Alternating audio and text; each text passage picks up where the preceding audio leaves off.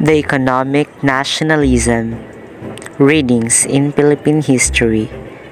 Economic nationalism in the Philippines tends to emphasize industrialization and often aids industries with state support due to beliefs that industry has positive spillover effects on the rest of the economy.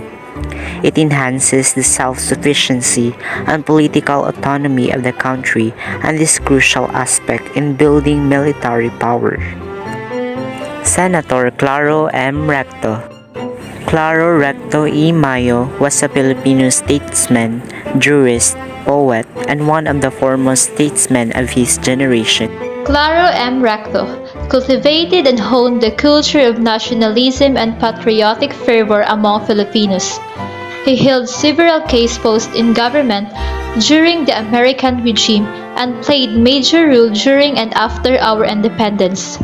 He simply aimed for the Filipinos and their leaders to make sure that Philippines' national interests were not sacrificed and give way to the American dream of how the world should be run. The Americans consequently accused him of being anti-Americans and worse, an atheist. Strength.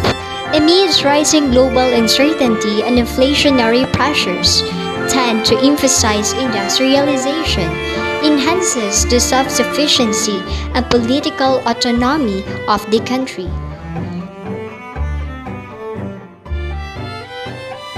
Weaknesses.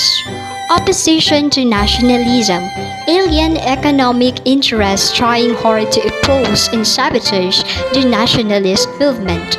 The evils of lack of nationalism, colonial minds, lack of nationalism, weak, docile, and assertive policies of the government. Do not dare take a step which would undermine the favored positions of foreign interests. President Carlos P. Garcia.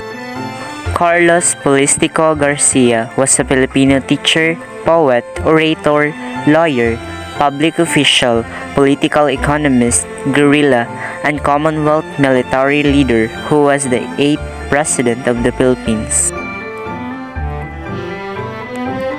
The Filipino First policy for which he was known and popularized the Buy Filipino program. This policy heavily favored Filipino businessmen over foreign investors. Programs were initiated to improve Filipino production. He also encouraged the renewal of interest in Philippine culture. Under the policy, Filipino-owned business is prioritized over its foreign counterparts, and the patronizing of Filipino-made products by Filipinos was also promoted. The policy dictates that Filipinos would have preference over non-Filipino in receiving foreign change. In line with the policy, President Carlos P. Garcia pledged that his administration would assist entrepreneurs to make ventures in industries dominated by non-Filipino.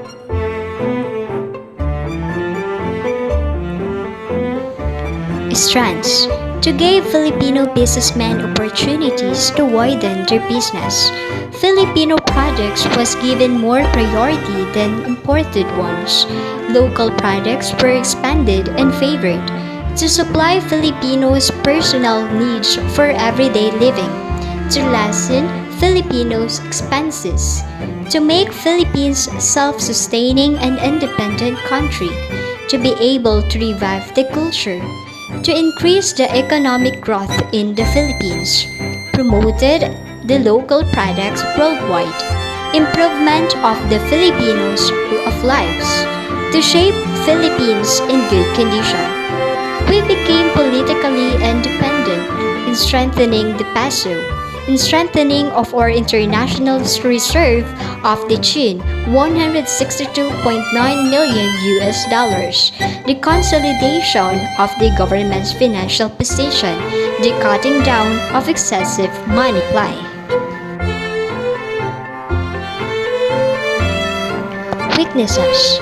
Economically, we are still semi-colonial. The Filipino First by Garcia hurt the Americans. Americans is against the administration of Garcia. misunderstanding of Garcia and foreign business importer, especially the Americans. Many oppositions to Carlo Garcia. American CIA misunderstood the objective of Garcia.